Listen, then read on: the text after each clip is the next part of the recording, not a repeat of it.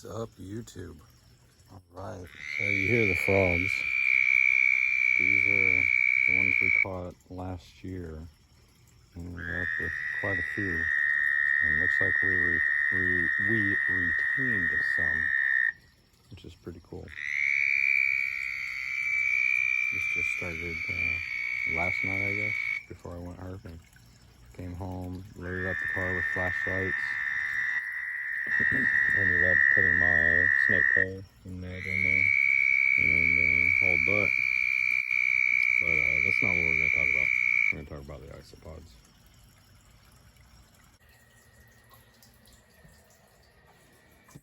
Alright, y'all. I got everything laid out to do this. The isopod food, like my hay, I already cut up. I got fish food laid out. We've got some with the calcium eggshells. I've got the charcoal. Actually, some of this is the remaining charcoal from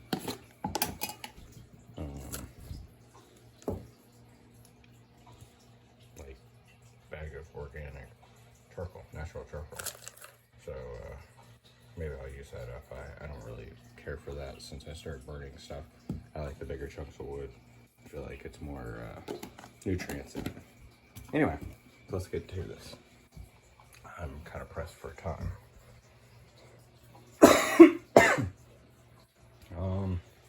So the way this started, I'm doing this because it was requested. Was it Nick Snyder? I believe that's who it was. I can't really remember names too well, but so I'm doing this for him mainly. Not mainly for all of y'all, but I'm gonna try to be more clear in the short amount of time I have. Feel free to ask questions. So, where I started with this whole project of wild and Japanese magic potions. So like right there. So white one coming out. This is group number 2 actually. And like the red right here. Red one, it comes out. But I was looking at specifically a white one right here. It's been years. And I'm seeing a couple. First of all, there's the yellow in him. But this is group 2. Yeah. The hybrid 1 is not really correct. I mean it is, but this was the Japanese in Florida is what I labeled my first group. And as you can see, I've mixed a lot in here. Look at that, there's a dead one. Okay, so this sits in the back. Like 1, 2, 3, 4. The order sits in the back row, and then my most recent on the front row. But as you see, I think most of these are inside, so I may not be able to see too much out of these. There's one I can take out. He can definitely come out. That one can come out. So we're gonna do that. Ooh, that one's going back in. There. These are sometimes just a tap. Look, there's Prego. She has babies. Ooh. Let's see if we can flip her again. You can see that egg pouch.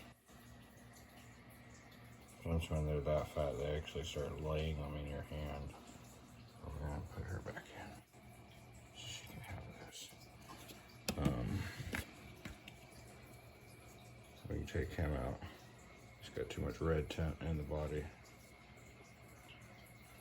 I like the yellow. There's too much red tint in the body. And that'll trigger genetics later that I don't want. So he's got a nice rich body on this one. Very rich. And I want more yellow, but I like the deep depth and the that gray tone.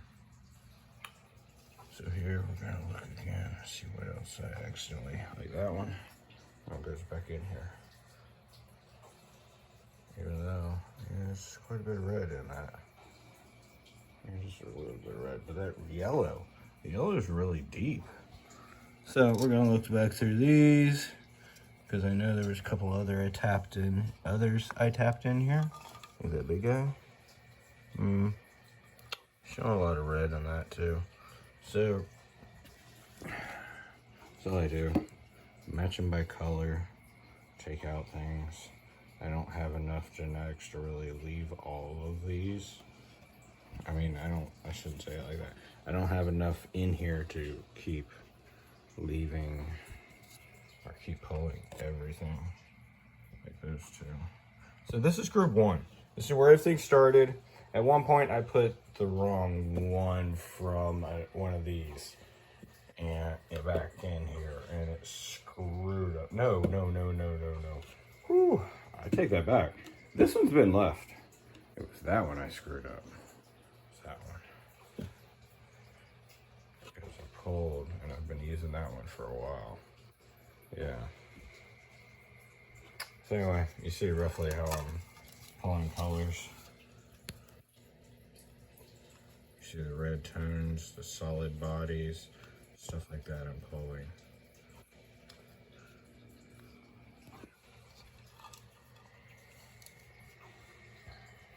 Alright, so we'll put that, let's go into this one. And I go through each and every one of these. So that, there's so much yellow in that, even with the red tone. I think I want to leave it, even that. There's so much yellow.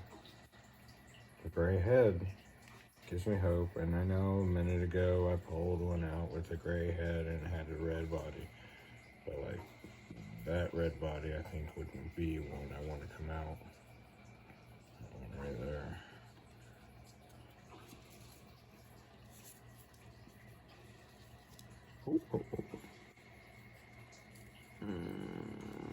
Without hurting it.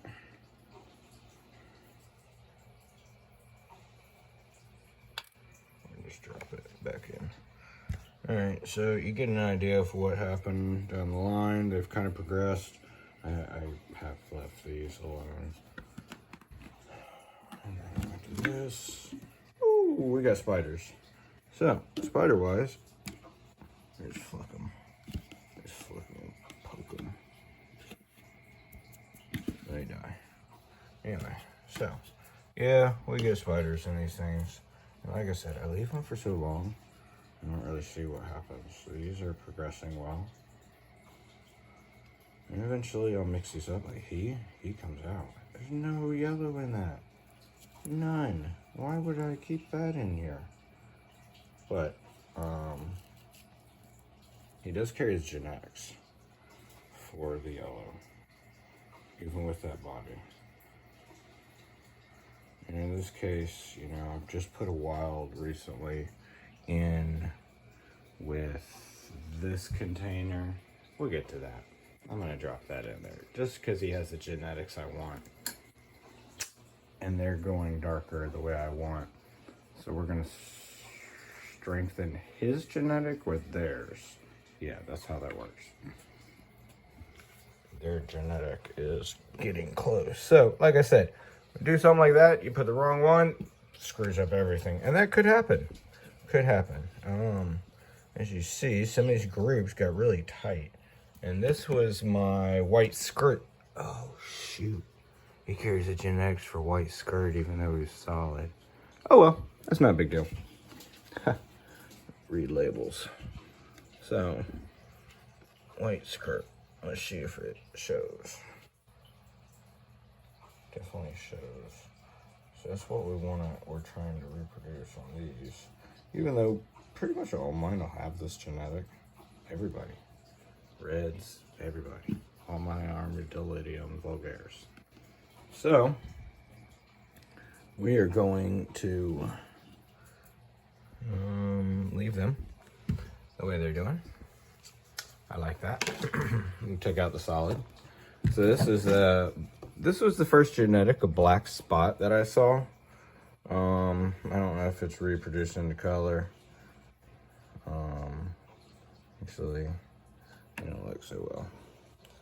But let's see here. Might be a couple little spots there. Hard to tell with the dirt. So this was the first genetic of black spot that I started seeing. I did pull out a bunch of, not just solids like these. They reproduce these. And that's where I get the white skirting from, really. Woo, look at this beauty. Look at this. It wouldn't open up. So you see the spots on the backside that are yellow? I've been noticing that in most of mine. They get that. So, I don't know. So, if I was to take this and put it in my group, I would start seeing a lot of white isopods again. We don't want to do that. Ugh, excuse me. So anyway, pulled a few of them out. There. Oh, there's one. I don't want him reproducing with them or her. So that comes out. That's all you do. And if you do this nightly, after work, you get off work, this is kind of your unwinding. And things happen really quick, but not as quick as you would really want. Again, you kind of do just have to sit and enjoy things. Look how dark that one is. This is from the first group. So something like that. Getting rich. I'm gonna put that in there. So like I said, I'm trying to revert it back to the gray without the red being involved. So we're gonna cut it there. This has been 11 minutes. I don't know how much time, and we'll discuss feeding. Thanks for watching, y'all. Stay tuned, and we'll continue this.